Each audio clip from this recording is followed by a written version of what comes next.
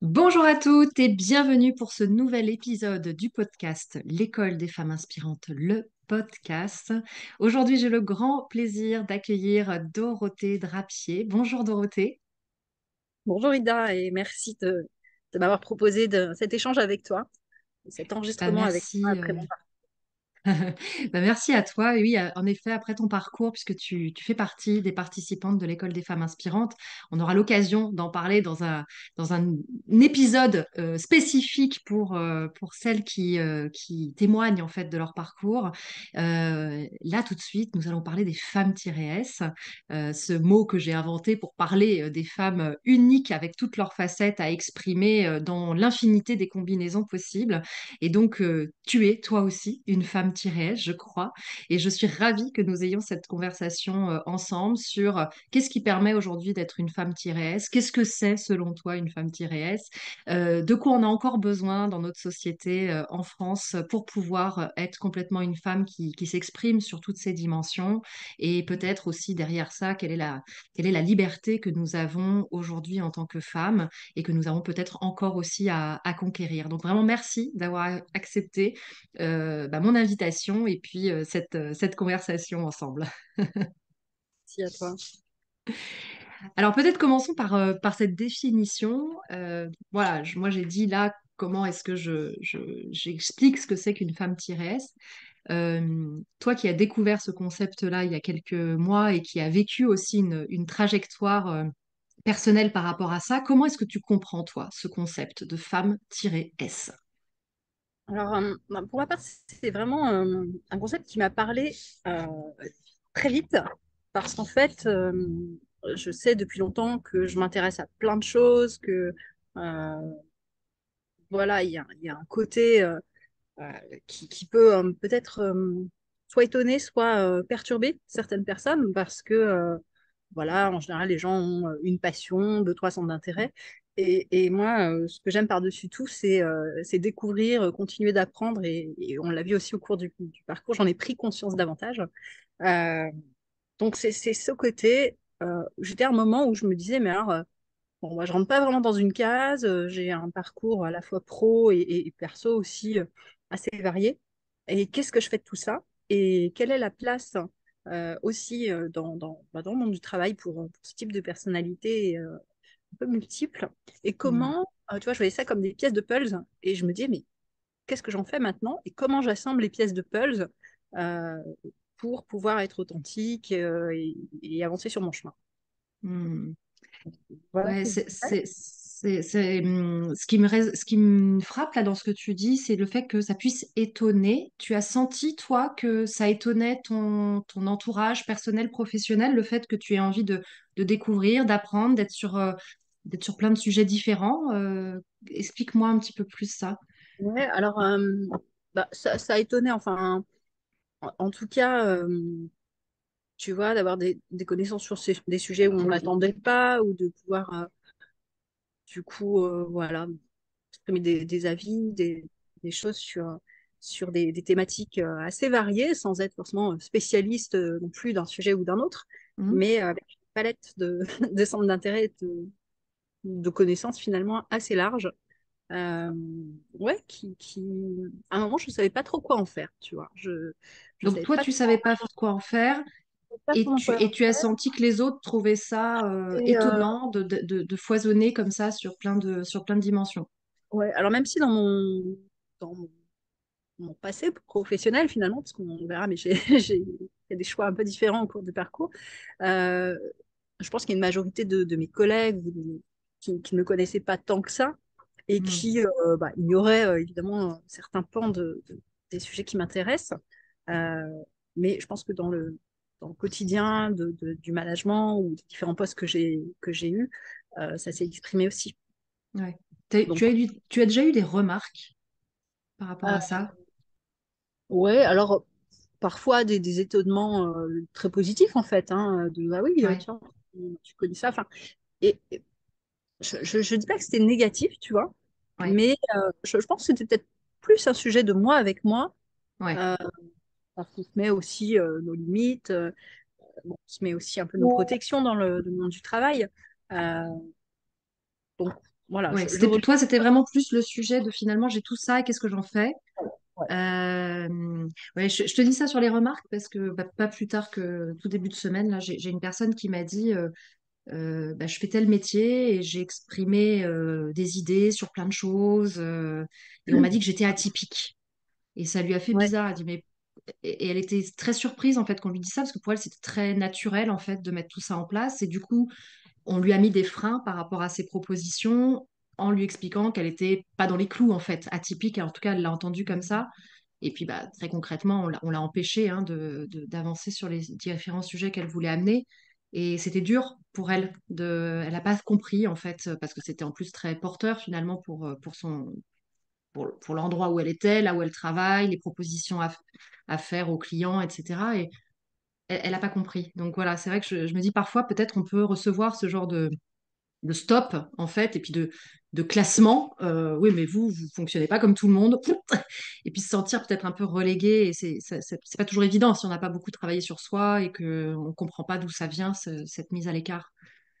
Alors, moi, j'ai eu la chance, peut-être, tu vois, dans la longue partie précédente de mon parcours pro, hein, quand même, d'être Mm. dans une entreprise qui favorisait Ouais, des parcours peut-être atypiques pour d'autres boîtes, où j'ai fait des métiers très différents, du management, du commercial, de la gestion de projet, du coaching, du consulting. Donc, finalement, c'est quelque chose qui se faisait assez bien, ouais, euh, ce genre de parcours. Donc ça n'a pas été vraiment... l'étonnement n'était pas vraiment là. Mais du coup, peut-être au bout d'un moment, quand tu as accumulé ces différents types de postes et puis cette expérience, et où tu vas peut-être oser t'exprimer sur un sujet qui ne correspond pas au poste où tu es aujourd'hui. Par exemple, à la fin, j'étais sur un poste de talent management, donc sur l'accompagnement des carrières et des compétences des cadres. Et par le passé, j'avais été directrice commerciale au marketing. Donc, quand mm, je pouvais m'exprimer sur un parcours, sur un talent, sur des compétences sur ces postes-là, les gens qui ne m'avaient pas connue sur les postes précédents pouvaient se dire, mais pourquoi elle nous parle de ça et en quoi elle est légitime? Et puis bon, voilà, il y a peut-être ce premier étonnement, tu vois, c'est ça. mm. Ouais, c'est ça. C'était autorisé par l'institution, ou en tout cas, ça existait dans l'institution, mais il y avait quand même, quand on arrivait à un endroit, bon, bah, elle vient d'où, et quand même à faire sa place, quoi, finalement, et à montrer que toi aussi, tu pouvais avoir les compétences, même si c'était nouveau. Ouais. Tu Mm, vois, elle n'est pas RH et finalement elle fait des RH. Bon, bah oui, tu vois, mm. c'est ça. Tu t'es Ouais, toujours dedans, dehors, en fait. ouais. Comment tu t'en es sorti pour naviguer justement dans ces mélanges et dans cette affirmation de soi à avoir malgré tout quand on navigue comme ça de manière non linéaire, j'ai envie de dire. Comment je m'en suis sortie? Bah d'abord, je pense que j'ai fait toutes mes études en apprentissage hein, pendant 5 Hmm, presque 6 ans. Donc, c'est aussi mon mode de fonctionnement. Ce côté, hmm, j'apprends par la pratique, l'expérience, etc. Et donc, ça, c'était un peu inscrit presque dans mes gènes. Euh, Ensuite, oui, non, tu vois, j'ai pas eu le sentiment de devoir m'en sortir, en fait, simplement. Je me suis dit, moi, je veux toujours faire des métiers qui me plaisent. hmm, Euh, Quand je m'éclate dans mes postes, c'est génial. Et puis, quelque part, bah, j'assume. Et on voit aussi que ce que j'ai fait auparavant peut venir nourrir la suite. Ça m'a jamais vraiment. hmm, Ça n'a pas été du tout difficile dans les relations, tu vois, en petits groupes ou en one-to-one, comme ça.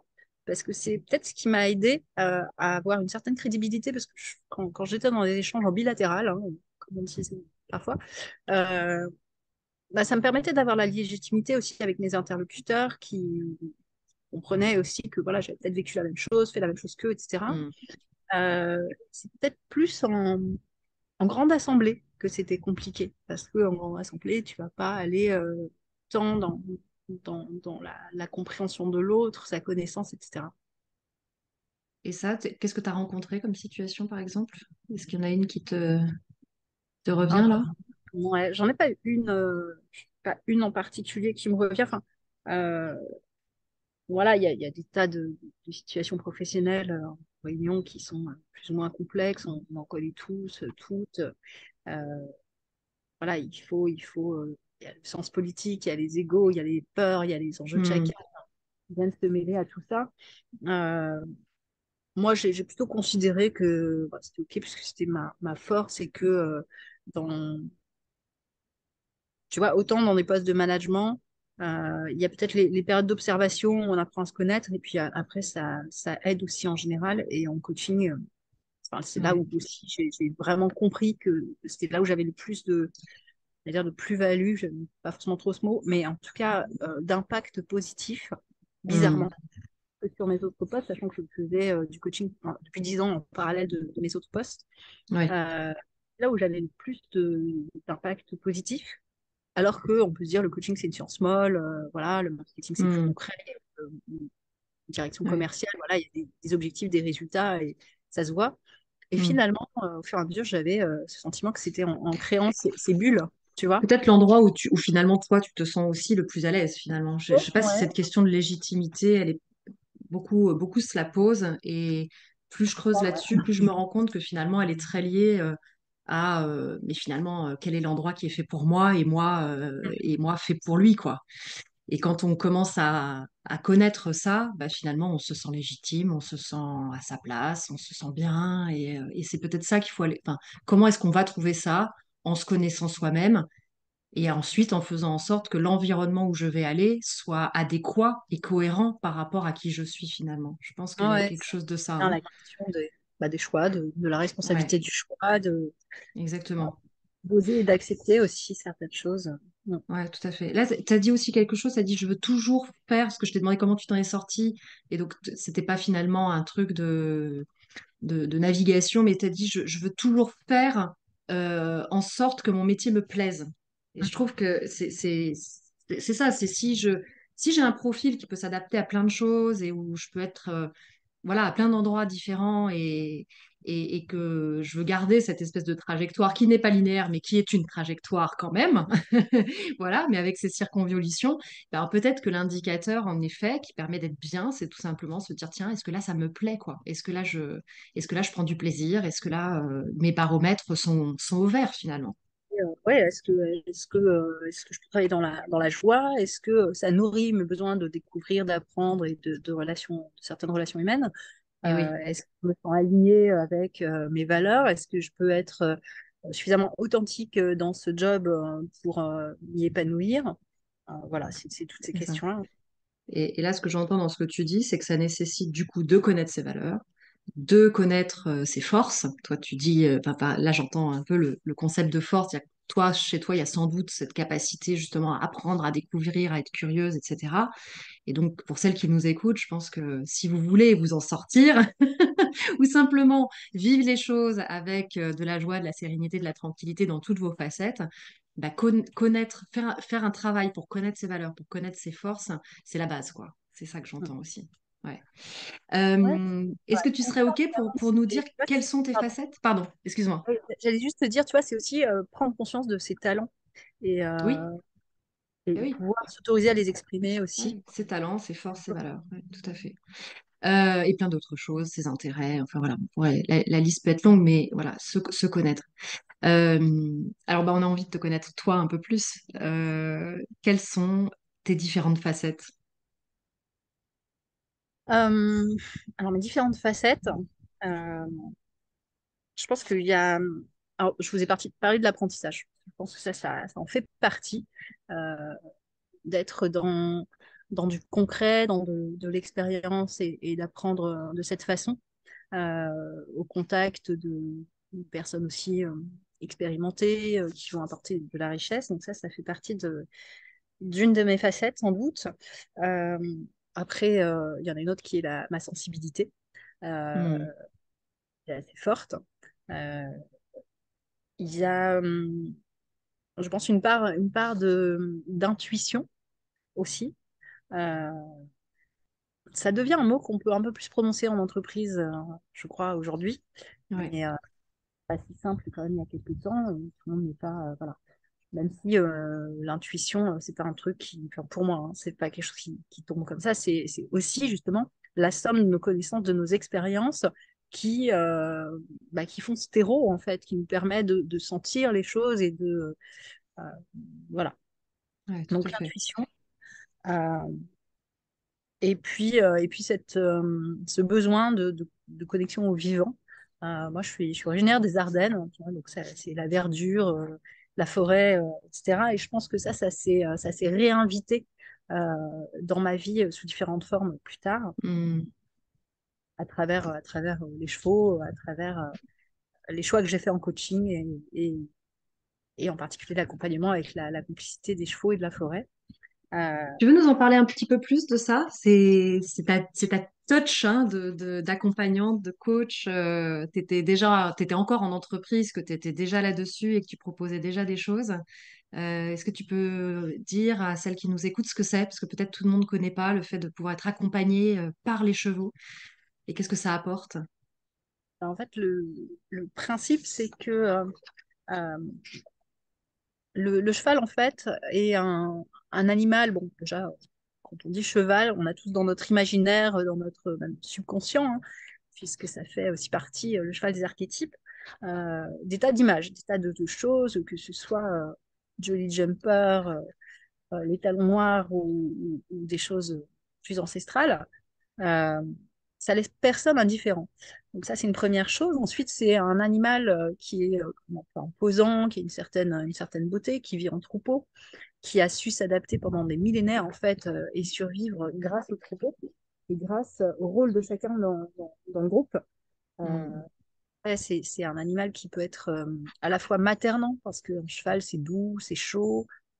Quand ça nous porte, on est bercé, donc il y a quelque chose, ça revient à des choses assez archaïques. Et puis à la fois, c'est paternant, c'est-à-dire que ça peut être cadrant et qu'on sent bien que par rapport à un cheval de 500, 600 kilos, on va pas pouvoir faire un bras de fer, on va devoir faire un peu attention, être attentif à son comportement et à ce qu'il montre. Euh, voilà, ça peut être cadrant. Donc ça, c'est différents aspects. Bon, après, ce qu'on entend de plus en plus, c'est que enfin, c'est devenu quelque chose de très développé, les coaching maintenant, mais moi, je me suis intéressée et formée il y a à peu près 10 ans. Je commence à me former il y a 10 ans. Euh, donc le cheval, en fait, dans la nature, c'est une proie.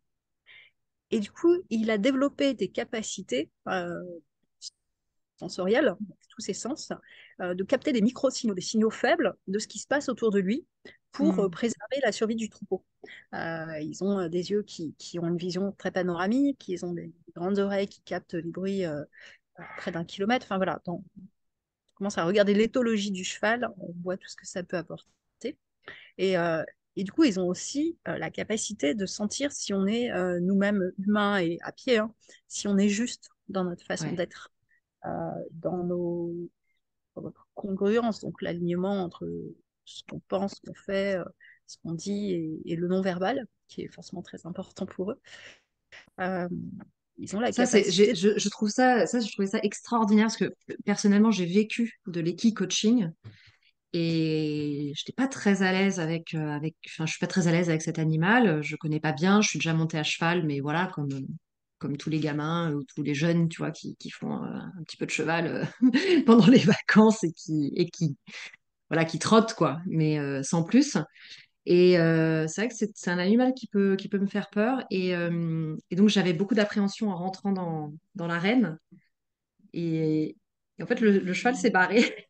Je trouvais ça génial parce que voilà, et le coach nous a fait travailler là-dessus sur ah bah qu'est-ce que vous voyez? Bah, j'ai peur, voilà, je suis pas à l'aise, bah moi non plus je suis pas à l'aise, donc je m'en vais. Je sens que t'arrives pas avec des super bonnes ondes vers moi, donc hop, ciao. Et l'idée c'était de nous faire travailler sur la relation humaine après.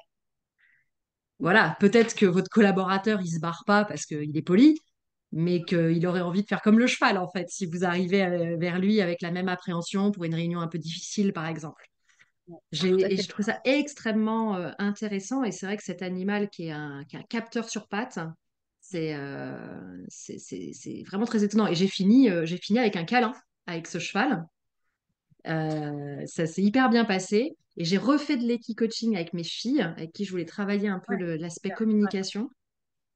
Et ma petite de 8 ans, qui est une petite nénette assez fine, mais très, très connectée, l'exercice, c'était de faire galoper le cheval, mais en étant statique au milieu de l'arène. Donc juste par l'énergie, en fait, qu'on envoie au Par cheval, mais sans l'énergie, bouger, par sans rien faire. l'intention, par la posture. L'intention, etc.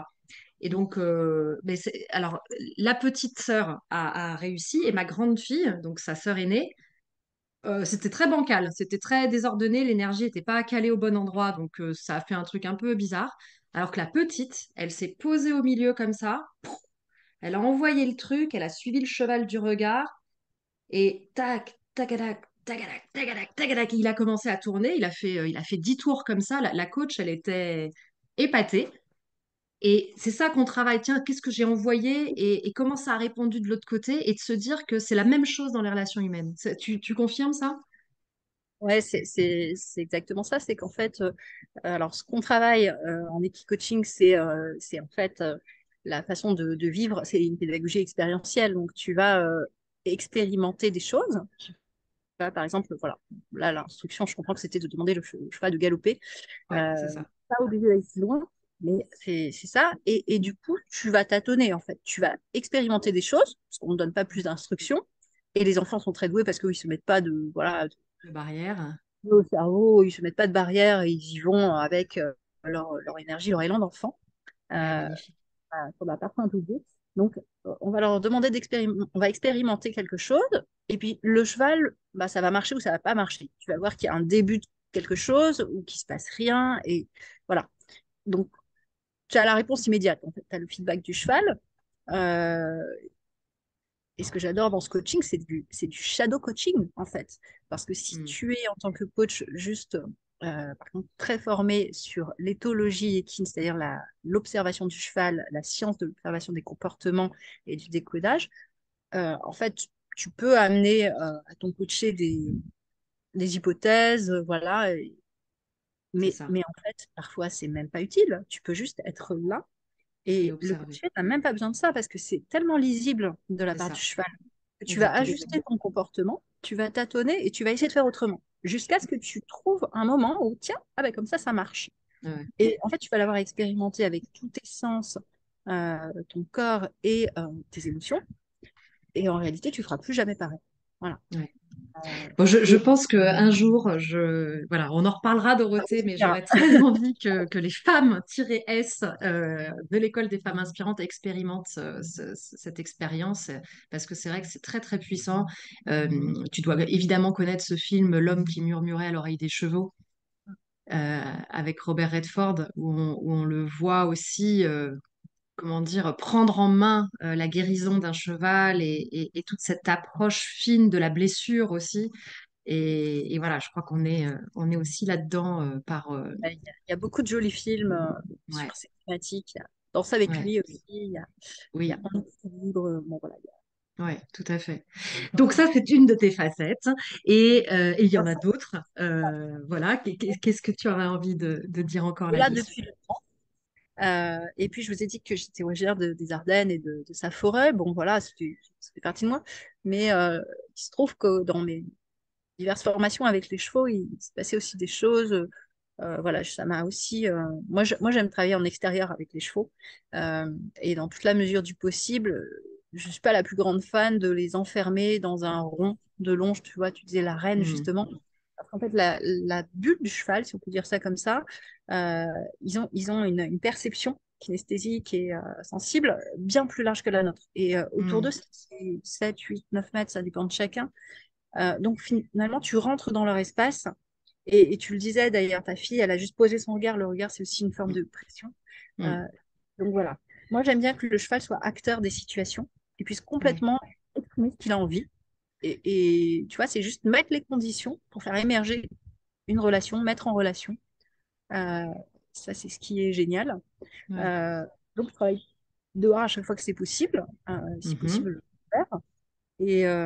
Et voilà. Et du coup, le cheval m'a ramené à une connexion différente à la nature, aux arbres et à la forêt. hmm. Je ne vais pas rentrer dans les détails ici. Euh, c'est pour un autre sujet éventuellement. Mais j'ai décidé d'aller me former ensuite en sylvothérapie. Donc là, qui est Ok, explique-nous ce que c'est la sylvothérapie. alors, la sylvothérapie, c'est une approche, enfin, pour moi en tout cas, d'accompagnement avec la forêt et les arbres que je base sur une pratique qui s'appelle la coach respiration. Pas grand-chose à voir avec le coaching, mais en tout cas, c'est basé sur la respiration, sur des marches conscientes et respirées, Et sur, là aussi, tu vois, de la même façon que je travaille sur la mise en relation avec le cheval et ce que ça renvoie, on travaille aussi avec la mise en relation avec les arbres, la forêt et du coup le vivant global. Euh, donc tout ça, c'est finalement, tu vois, c'est des facettes, c'est des pièces du puzzle, mais qui se connectent facilement. Ces deux-là, c'est celles que tu trouves Ouais. vite pour les mettre ensemble, Je pour trouve que moi. c'est intéressant parce que, comme tu dis, souvent, quand on a plein d'intérêts comme ça, on se dit, mais alors là, il y a une expression, par exemple, que Ouais, je déteste, c'est bon, intéressé en tout, bon à rien, tu vois, un truc comme ça. Je ouais, déteste ouais, cette bon, expression. ouais, C'est pas t'as exactement ça. tout. Oui, Oui, oui, c'est ça. Ouais. tu vois, mais C'est j'aime ce pas que je cette disais, expression c'est parce pas, que c'est je trouve que c'est pas perdre vrai. rien. Hmm. Ouais, Je trouve vraiment que c'est pas très. vrai et bien souvent, quand tu prends la peine un peu de te pencher sur toutes ces facettes qui ont envie de s'exprimer, il y a un fil rouge en fait, très souvent, et des cohérences et des liens entre ces différentes facettes et c'est juste euh, des enrichissements en fait, des complémentarités qui seraient, enfin, ce serait hyper dommage de passer à côté quoi, finalement, je trouve. Mais bon, parfois, ça demande un peu de cheminement, ça demande un Ouais, peu d'audace aussi euh, ouais, et de conscience pour le voir et pour l'accepter et ouais, pour en faire quelque chose. Et voilà. Donc, si tout tu à veux, fait. les autres facettes pour moi, c'est voilà, l'intérêt à Hmm. différentes pratiques d'accompagnement, hein, de coaching évidemment, et l'accompagnement, c'est le fil rouge. Oui. Euh, Et puis, de fil en aiguille, je suis allée me former. Alors, je l'ai pas dit tout à l'heure, mais il y a quelque chose qu'on entend beaucoup aujourd'hui qui est le terme cheval miroir. Cheval miroir, miroir de nos émotions. C'est Hmm. aujourd'hui un terme que la plupart des équicoachs utilisent, Hmm. qui a émergé il y a une bonne dizaine d'années, ouais, une grosse dizaine d'années, parce que je me suis formée au coaching il y a 10 ans, et il y avait déjà il y avait peu de livres. Il y avait ce livre qui s'appelle Le cheval miroir de nos émotions d'Isabelle Claude, D'accord. qui était tout près de chez moi en Lorraine et avec qui je me suis formée. Et comme elle a dit, j'aurais dû déposer ce terme parce que je serais riche aujourd'hui. Mais c'est exactement ça, c'est que tu as un effet miroir et en Ouais. particulier pour les émotions. Donc plus tard, je suis allée à nouveau me former avec elle et puis toute l'équipe sur l'accompagnement de personnes qui peuvent être en situation de handicap ou de fragilité durable ou passagère. Donc, c'est tous les Mhm. handicaps. Ça peut être évidemment un handicap, on pense souvent au handicap physique, fauteuil, voilà, éventuellement euh, malvoyant, non-voyant, ou ouais, problème auditif, tout ça. Mais ça peut être aussi évidemment des handicaps psychiques, mentaux ou sociaux, des choses qui sont moins visibles parfois. Euh, Mhm. ça m'a, tu vois, le fil rouge, enfin, les pièces, elles se mettent petit à petit. Ouais. L'accompagnement de ces choses-là. Euh, Puis bon, il y a beaucoup d'autres facettes qui s'ajoutent à ça, tu vois, le côté aventure, le côté... Hmm. voilà, je fais de la moto depuis que je suis tout petite. Bon, c'était pas trop un truc de fille. Je suis intéressée à l'aviation aussi euh, assez jeune. Enfin, aujourd'hui, on a une petite équipe de vol en montgolfière, en ballon. Je pilote pas, mais je fais partie de l'équipe. Bon, Ouais. voilà, il y a plein de choses. Et bon, tout ça, mis bout à bout, ça prend du temps aussi. Ouais. Mais c'est toutes ces facettes et j'avais envie d'en faire quelque chose et de pouvoir, à travers ça, apporter aussi dans mes accompagnements des choses différentes. Ouais, Euh, tout à fait. voilà. Je ne Hmm. sais pas si j'ai oublié les facettes, mais il y en a plein d'autres, hein, en tout cas, je me Et- réconcilie avec ces facettes, je pense. Ouais, c'est important ce que tu dis là, la réconciliation. Et peut-être que justement pour les femmes qui nous écoutent, qu'est-ce que tu perçois peut-être comme difficulté qui a été la tienne à un moment donné et qui justement fait que ces facettes peuvent être d'un seul coup en conflit, tu vois? Euh, Et, euh, Et qu'est-ce que les femmes ont encore à faire, selon toi, pour pouvoir justement être dans cette réconciliation à elles-mêmes, surtout quand elles ont bah, voilà, toutes ces envies, tout ça qui a envie de s'exprimer, de vivre, et donc sans se réfréner, sans s'empêcher, sans se sacrifier. Voilà, comment tu vois les choses, toi, par rapport à ça? euh, alors, je pense que tu l'as dit, alors on l'a peut-être pas dit ça d'ailleurs, on a besoin tu parles des femmes-S Mm. inspirantes aussi, hein. On a besoin de modèles inspirants. Oui. Euh, ça a toujours été, et ça a près de s'arrêter, hein, et c'est pas vrai que pour les femmes d'ailleurs. Mais on a besoin de modèles. inspirants. On a besoin de modèles qui ne soient pas, euh,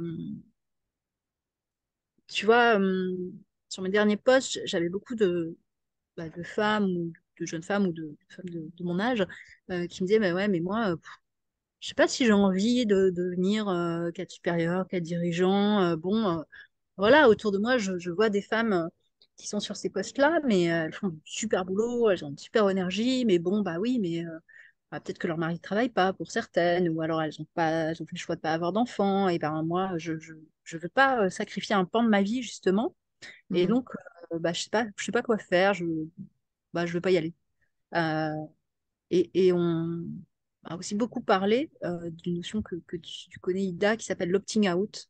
Ouais. Euh, et, ce choix finalement de certaines femmes bah, de ne pas y aller et de sortir, voilà, de prendre l'option de sortir de ce système et de faire autrement. Euh, donc je pense que les modèles inspirants qui permettent de concilier un peu toutes ces facettes, ou de faire des choix et de pouvoir les assumer, hein, parce qu'on peut aussi faire ses choix, bien sûr, c'est important.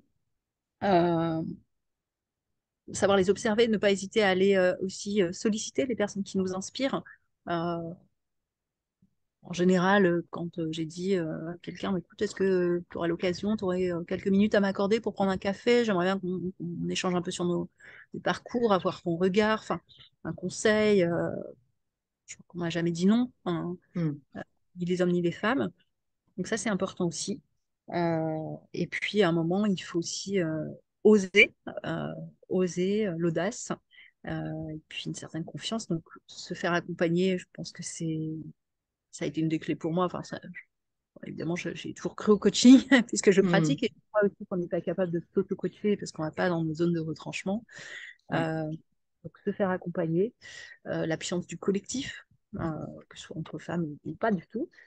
Donc, il y a tout ça. Et puis, ben, peut-être ne n'oublions pas qu'est-ce que les femmes peuvent faire. Ben, les femmes peuvent en parler autour d'elles. On élève nos enfants, on a des échanges avec nos amis, nos maris, etc. Et bon, c'est pas que un problème de femmes. Voilà. Moi, j'aime pas trop mettre Mm. euh, ces limites-là et je pense qu'on ne fera rien seul, eux. Ouais. Euh, c'est important aussi ouais, de faire prendre conscience aussi. Parce que les hommes n'ont pas toujours conscience. Ils vivent pas à notre place. Enfin, je le vois autour de moi. Ils ont l'impression que bon, parfois, c'est un peu trop, que peut-être, bon, jusqu'à ce que peut-être leur compagne, leur femme, leur fille soient confrontés à des situations un peu bizarres, où Mm. ils prennent conscience que, ah ouais, c'est quand même pas pareil pour tout le monde, ou tu vois, euh, Tout à fait. de cet ordre-là. Donc ouais, on a tout bah, l'élan de notre cœur et de notre authenticité simplement à écouter pour voir ce qui est bon pour soi-même et pour l'ensemble des femmes. Je trouve ça très important ce que tu dis sur cette alliance avec, avec les hommes notamment. Moi, ce dont je me rends compte en travaillant sur la place des femmes, c'est que j'ai beaucoup d'hommes qui viennent vers moi en disant, et les hommes-s, c'est pour quand? Nous aussi, on en a marre de mouliner dans un système qu'on n'a pas choisi, mais dont on a hérité de nos arrière-grands-pères, le système industriel qui a été mis en place au tout début du XXe siècle. Donc, ce sont nos arrière-grands-parents. Et les hommes sont en effet dans ce système patriarcal euh, voilà, qui a été mis en place, mais ne sont pas nécessairement aujourd'hui enclins à faire perdurer ce système-là sous cette forme. Et je trouve ça intéressant de se dire, bah, du coup, c'est pas une histoire de les hommes contre les femmes ou les femmes contre les hommes, mais c'est un sujet de les femmes ont eu besoin de mettre un peu le poing sur la table pour prendre leur place. Et en faisant ça, on révèle aussi finalement un fonctionnement qui, pour le coup, euh, enfin, il y a un appel à ce que ça change pour tout le monde en fait aujourd'hui. Et on le voit à travers la crise climatique, enfin, oui, la crise climatique, les différentes crises qu'on est en train de traverser finalement. Est-ce que notre système est arrivé et n'est pas arrivé à bout de souffle? Et ça, c'est vrai du coup pour les hommes et pour les femmes. Donc, je trouve que là, on a une opportunité aujourd'hui de se mettre ensemble autour de la table. Moi, je dis souvent, pour les femmes en tout cas, on vous a invité et on a pris cette posture d'invité affirmez-vous pour prendre une posture de copropriétaire. Mais du coup, là, oui, en effet, copropriétaire de l'avenir, copropriétaire de l'environnement, copropriétaire de nos modalités de travail. Et qu'est-ce qu'on en fait ensemble, quoi. Je trouve que c'est vraiment, vraiment très, très important de mettre ça en avant.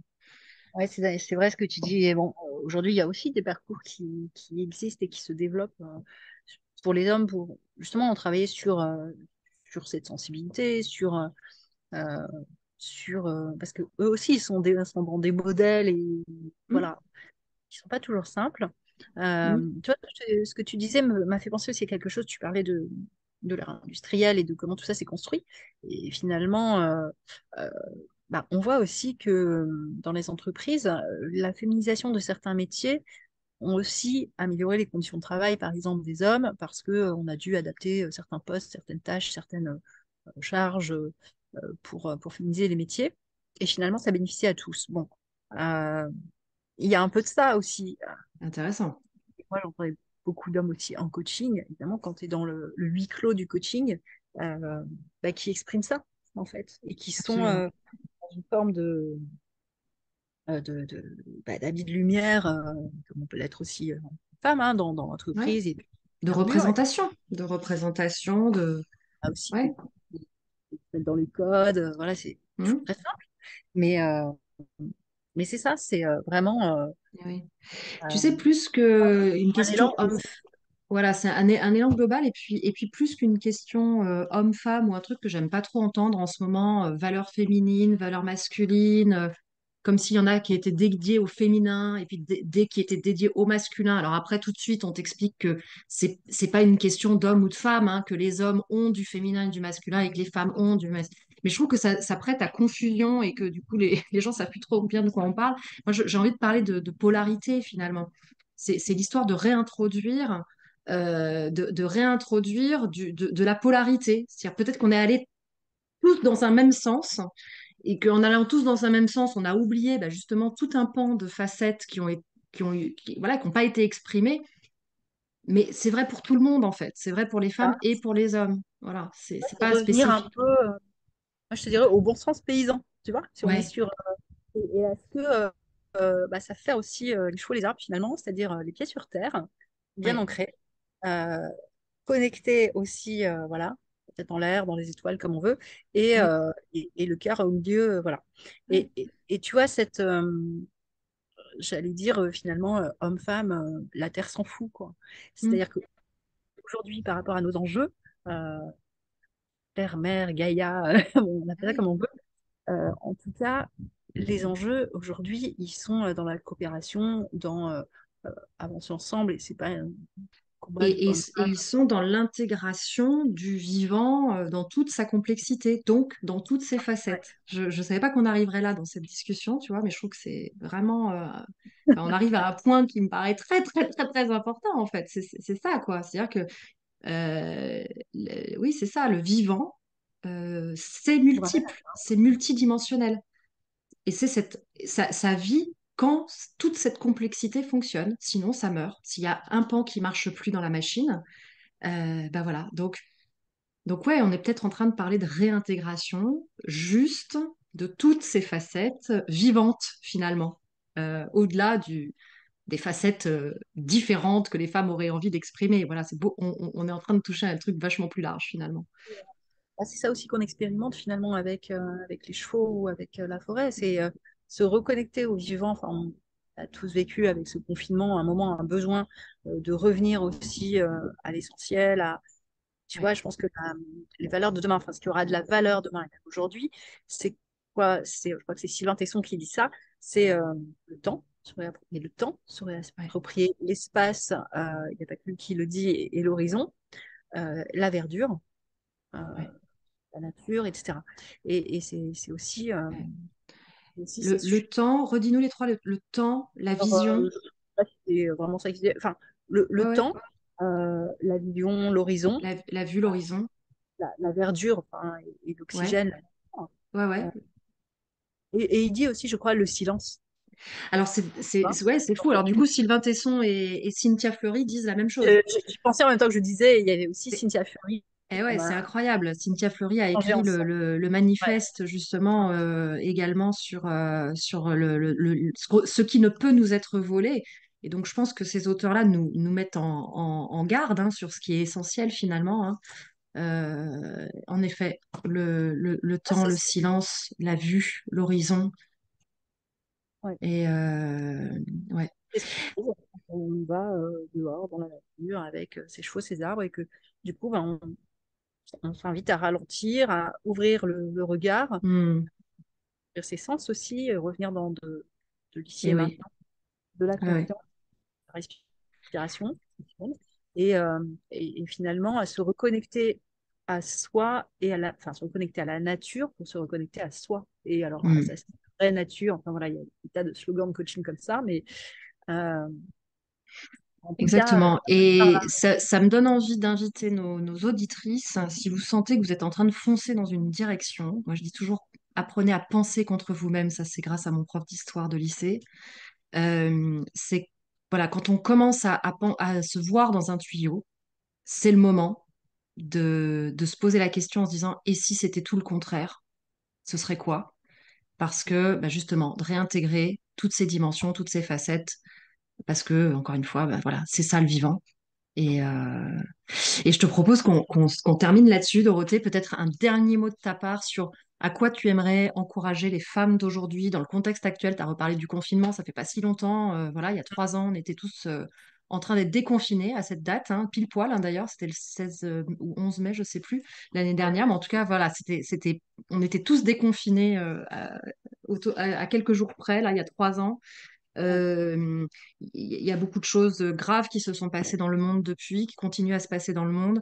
Qu'est-ce que tu as envie d'envoyer comme message aux femmes qui nous écoutent pour pouvoir continuer à naviguer, à transmettre, hein, à transmettre à leurs enfants, à transmettre autour d'elles, à vivre dans ce monde complexe aujourd'hui? Qu'est-ce que tu auras envie de dire?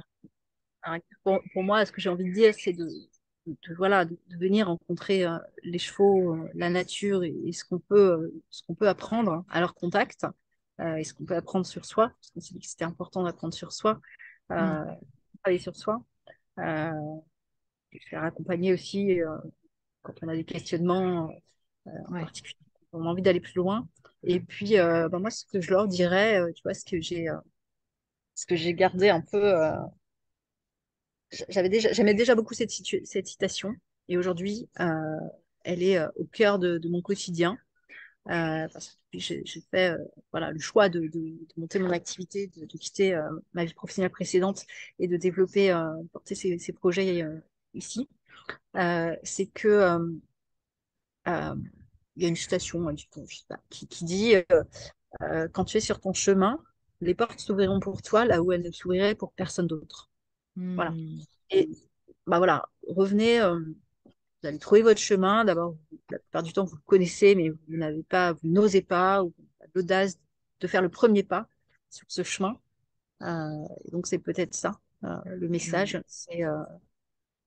c'est se poser et puis voilà, faire le premier pas sur ce chemin. Et effectivement, moi, je vois tous les jours des cadeaux qui me tombent du ciel, alors que pas forcément grand-chose pour, et il se passe des choses, des connexions, des occasions, et tu vois, c'est un peu, voilà, j'ai fait un peu d'avion aussi, et tu vois, quand tu es devant la piste d'atterrissage en vol de nuit et que tu as les lumières qui s'allument au fur et à mesure que tu avances sur ton plan, Ah ouais. voilà, et ben hop, le chemin s'allume, et ça demande une certaine confiance, un certain Mm. lâcher prise et en même temps ne rien lâcher, hein, mais Ah ouais. voilà. Super. Magnifique. Ben, je te propose qu'on s'arrête sur ce message-là, que chacune retourne au contact de la nature pour trouver sa nature, que chacune ouvre le chemin et ait confiance sur le fait que les portes s'ouvriront si c'est le leur et que si la porte se ferme, c'est que peut-être il y a un petit pas de côté à faire. Je trouve que voilà, c'est un très très beau message inspirant. Et voilà, je te remercie beaucoup, Dorothée, pour cet échange. Merci, hein. Merci. Et à vous toutes, eh bien, je vous dis à bientôt pour un nouvel épisode du podcast de l'École des femmes inspirantes. À tout bientôt, prenez soin de vous et À révélez bientôt. toutes vos facettes. Bye bye!